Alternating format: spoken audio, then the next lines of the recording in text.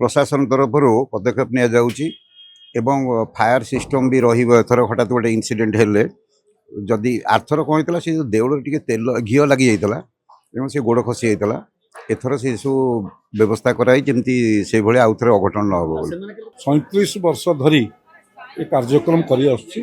लक्ष लक्ष भक्त आसंती सेमानंकर उजागर रही महाप्रभु लिंगराजंकर भक्ति रे समस्ते भरपूर रहती।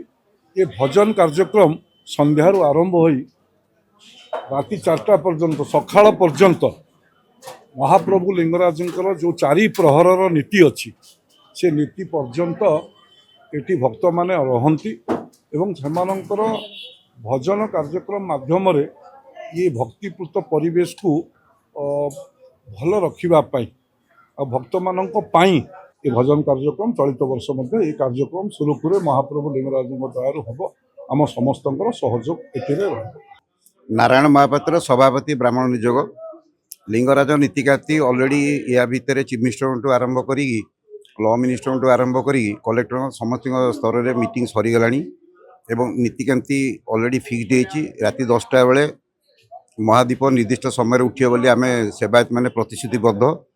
हाँ से प्रशासन तरफ पदक्षेप नि जाउची एवं फायर सिस्टम भी रहिबो। एथर हठात गोटे इनसीडेंट हेले जदि आरथर कौन होता से देउल टिके तेल घी लगी जाइतला एवं से गोड़ खसी जाइतला।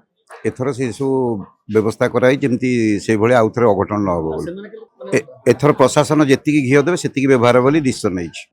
जदि आपंक आम भिडी भल लगा तेब आम चैनल को लाइक शेयर और सब्सक्राइब करने को जमा भी भूलु नहीं।